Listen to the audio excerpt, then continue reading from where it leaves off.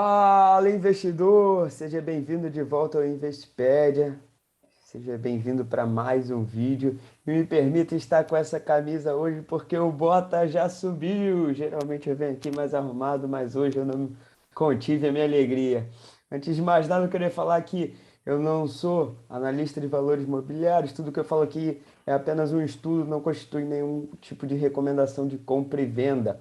O assunto de hoje é um assunto é curioso até, porque o nosso mercado não é tão desenvolvido nessa área, mas vamos tentar abranger aí uma carteira global pela B3 só com ETFs, tá? Eu vou passar um pouco pela estratégia, pelos, pelo que são os fatores, a montagem da carteira e aí a gente vai poder ver algumas variações aí de acordo com o seu perfil. Mas antes de mais nada, não se esqueça de curtir esse vídeo, se inscrever, ativar o sininho e agora sim, vamos embora para o vídeo. Então, como eu falei, hoje a gente vai falar de uma estratégia só de ETFs, né? E o que que essa estratégia consiste? Bem, toda estratégia aqui de ETFs, quando você monta um portfólio de ETFs, nunca falei isso aqui, mas eu vou deixar aberto. Eu tenho uma carteira só de ETFs no exterior, tá? É, porque o mercado de ETFs nos Estados Unidos é enorme, são mais de 2.000 ETFs, enquanto aqui no Brasil a gente tem poucos, né? Hoje em dia a gente tem poucos, sei lá, não chega nem a 200. Então, você vê que a gente não tem nem 10% da vasta, do vasto portfólio lá que a gente tem nos Estados Unidos para investir. Mas o que que acontece? Toda estratégia de ETF, quando você monta uma carteira de ETF, você precisa fazer a estratégia do Core mais Satellite. Em português é núcleo mais satélite. O que que você faz? Você monta um núcleo, né, que é o seu core, com um portfólio global que ele envolva apenas o risco sistemático da economia, tá? Porque o risco não sistemático, você adiciona ele na sua carteira, adicionando ativos individuais ou ativos personalizados, classes de ativos, tipo REITs. REITs, você vai adicionar um risco não sistemático, porque a economia não gira só em torno de REITs, ela tem os juros, tem as ações, hoje em dia, criptomoedas, commodities, tá? Então, é isso. Então, aqui no Core, a gente busca um ETF com uma vasta quantidade de empresas, né? E que vai nos trazer só o risco sistemático. E aqui a gente personaliza, né, com os fatores ou com o stock picking. Aqui você pode selecionar ações, você pode botar commodities, pode botar criptomoedas. Então, aí fica ao seu critério. Mas, geralmente, o que eu gosto de fazer é você selecionar fatores. Então, você seleciona um ETF que invista em todos os países, depois você personaliza com fatores por regiões. E você divide em três regiões. Quais são elas? A região dos Estados Unidos, porque os Estados Unidos equivale a quase 60% do mercado de capitais global. Então, você precisa ter ali os Estados Unidos isolado. Os desenvolvidos, que fora os Estados Unidos, né? Então aí você vai investir em Canadá, Reino Unido, Europa de uma maneira geral. E os emergentes, né? Que os emergentes que podem te dar um grande retorno, né? Eles podem te dar um retorno mais alto do que esses outros países desenvolvidos, justamente porque a economia dos emergentes tende a ser mais crescente ou vai retrair mais. O risco é maior, mas o retorno também é mais expressivo, tá? E não só por isso a gente não precisa só investir em emergentes, né? Porque, é, bem, a gente vê aí Brasil, China, tem muita questão política em jogo. Mas então, pessoal, o que que são esses fatores que eu falei que personalizam nossas carteiras? Vamos lá. Hoje em dia a gente tem mais de 400 fatores sendo estudados aí. Aqui no Brasil isso não é um assunto muito comum, tá? Mas aqui eu separei os 6 mais comuns e, e vamos comentar sobre eles, que são os 6 mais consolidados já aí na literatura de mercado.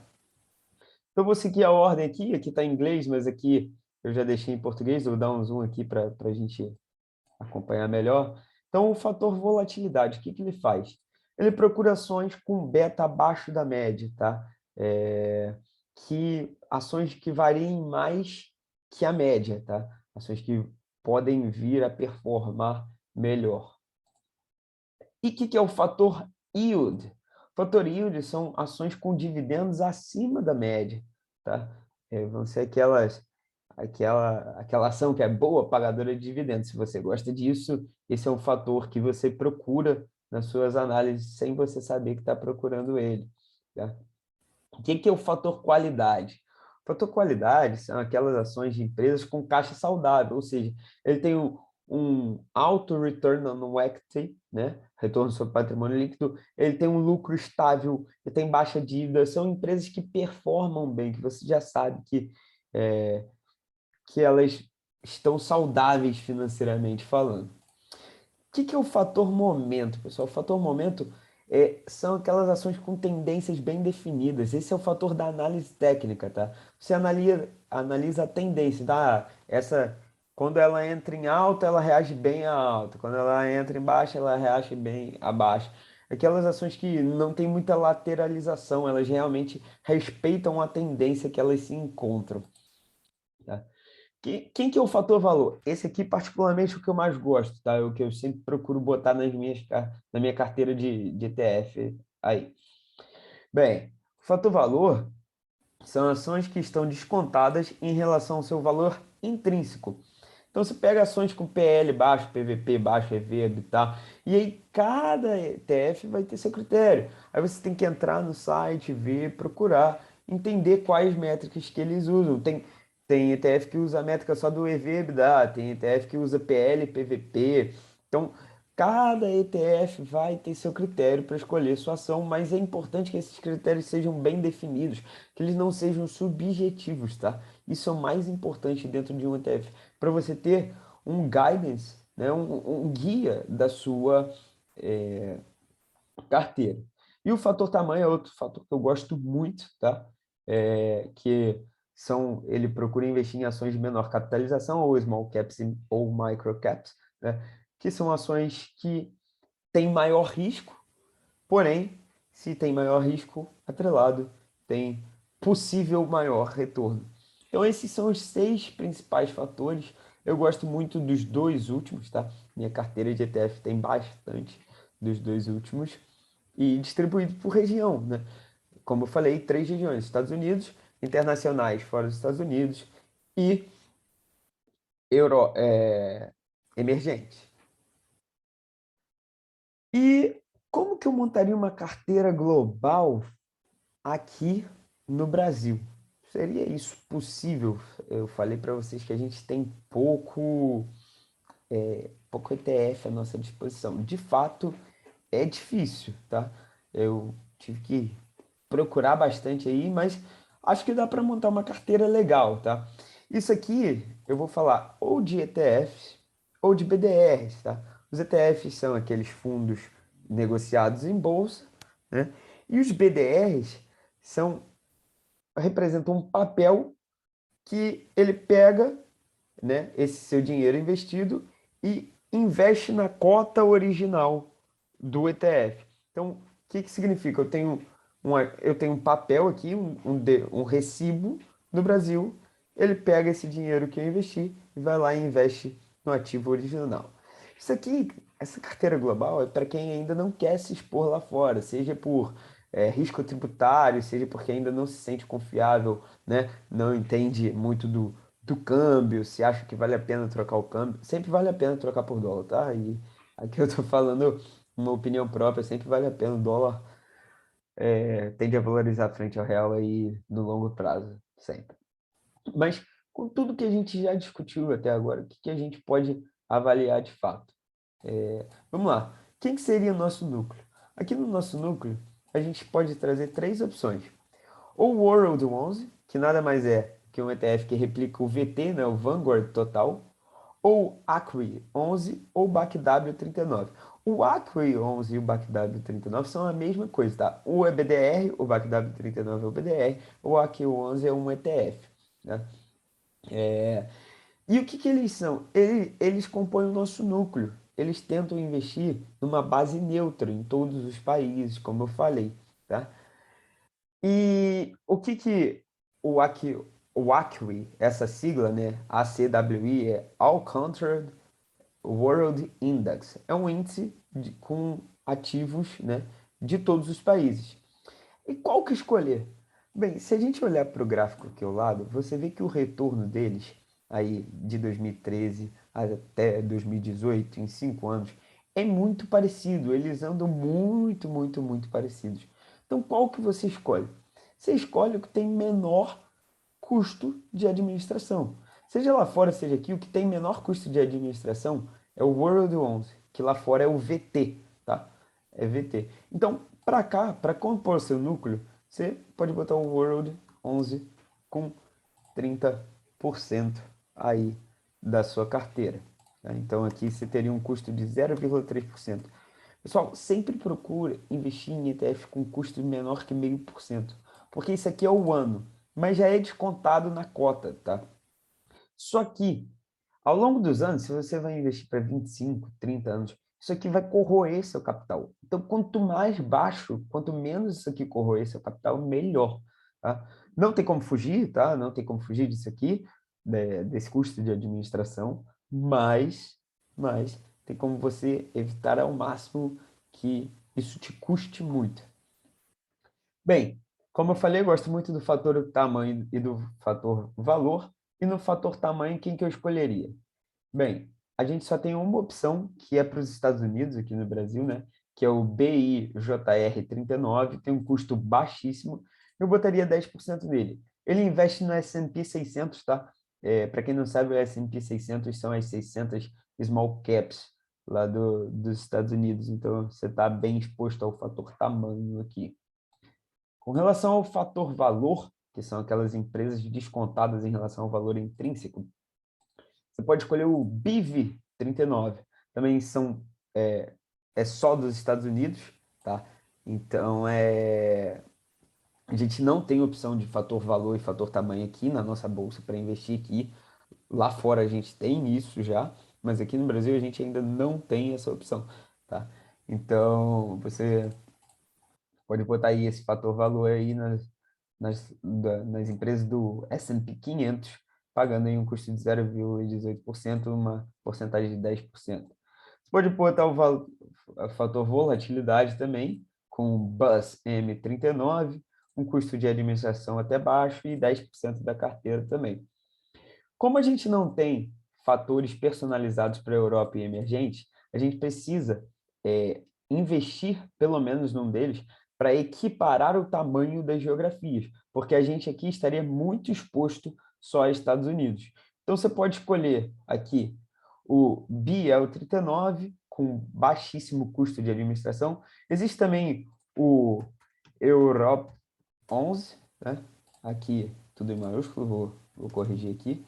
Mas o custo de administração dele é um pouco mais alto, então opte pelo BDR, que o custo é mais baixo. Existe também, para os emergentes aí, você tem o BIEM 39, que tem um baixíssimo custo de administração. A alternativa que você tem também é o BIEM, tem o com I e com E, certo? O com I tem uma taxa de administração de 0,11%. O com E tem 0,70%, tá? Então, dê preferência ao com I quando for investir. Então, aqui a gente já está mais ou menos balanceado pelas geografias, um pouco mais exposto aos Estados Unidos, porque é o que dá para fazer aqui pelo Brasil, tá? E aí agora a gente tem um ETF que surgiu recentemente na Bolsa Brasileira, que é o ALUG 11, que é um ETF que reflete os REITs. Você se expor a um setor só não vai te gerar vantagem de retorno. Só que os REITs, nos últimos 20 anos, foram a classe de ativos que mais performaram. Claro, retorno futuro, retorno passado, não é garantia de retorno futuro.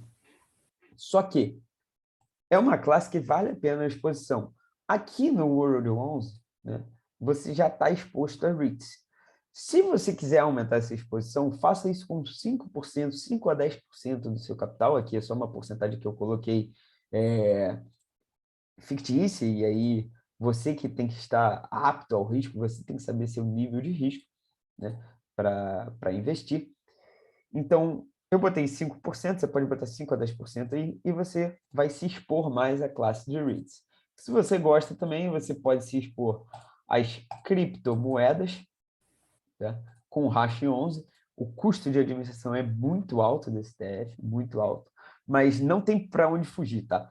Ele é o ETF mais diversificado que tem. O Brasil está na vanguarda aí dos ETFs de criptomoeda, e ele é uma cestinha, né? Ele tem 6 moedas dentro, sendo que os outros que você vai encontrar por aí tem ou é só do Bitcoin, ou só da Ethereum, ou só de outros aí. Então, o Hash 11 é o mais diversificado, e por isso ele é um custo mais alto aí de administração, tá? E não exponha-se mais de 5% do seu capital ao que é uma aposta, tá? As criptomoedas, na verdade, são uma aposta, elas não geram caixa, não tem valor intrínseco. Então, estão vindo aí para revolucionar o mercado, tem muita coisa ainda para ser discutida em relação a elas, mas não exponha mais do que 5% do seu capital a isso. Outra coisa que eu acho interessante é que, assim que vocês descobrirem isso, vocês podem ir no site dos ETFs, né, e pesquisarem. Por exemplo, eu entrei no site do Hash 11 e eu tirei isso aqui de lá. Olha só, eles falam que a estimativa da cota, né, porque eles têm um ativo lastreado, 6 ativos lastreados, né? A estimativa que a cota estaria seria aí em torno de R$ 60, seria o valor justo. E aí, no valor, no dia 12 do 11, ela estava 64, ou seja, estava um pouco acima do valor justo. Então, você pode esperar aí para ver se está dando uma boa entrada ou não. Mas eu já adiantei que geralmente a cota está um pouco acima da estimativa, tá? Só não procure muito. Por exemplo, se a cota estimativa estava 60, a cota 80, pô, não vai entrar, né? Mas 60 para 64 aí, é 3% de ágio, e então não tem muito problema. Aí você pode estar perguntando: Ah, Rafael, eu sou conservador, eu quero adicionar renda fixa, aí, fundo imobiliário, eu gosto dessa classe de ativo. Você pode fazer isso também, tá? Você manteria a carteira, basicamente. Eu tiraria aí o fator volatilidade, já que você é um pouco mais conservador, tá? E aí eu iria inserir o IMAB 11, que é um ETF de renda fixa aí que investe em títulos de diferentes prazos, com 15% da carteira, né? Aí seria uma renda fixa high grade aqui, né? Enquanto que eu botaria uma renda fixa high yield aqui nos FIIs, tá? É, E aí, na verdade, aqui não é, né? Eu vou até pintar aqui de outra cor. Isso aqui não é um ETF propriamente dito. Isso aqui é um FOF. FOF são fundos de fundos. É um fundo imobiliário que investe em outros fundos imobiliários. E isso ele te repassa os dividendos, só que ele te repassa mais cota também. Aqui você tem um custo de administração de 25%, enquanto aqui você vai ter aí de 0,65%, certo? E aí eu investiria 15%, ficaria 30% em renda fixa no geral, porque os FIIs, né, podem ser considerados como uma renda fixa com alta volatilidade, né? Então, galera, eu espero que vocês tenham gostado, espero que foi um compilado bem grande, esse assunto é extenso, mas espero que tenham entendido e tenha contribuído aí para você com a carteira de ETF de vocês no Brasil. Mas se vocês quiserem uma carteira completa mesmo, eu recomendo que façam lá fora, vocês vão ter muito mais opções, beleza? Se você gostou do vídeo, curta, se inscreve no canal e segue a gente lá no Instagram, @invespedia.br. Valeu, um abraço, em breve eu estou de volta.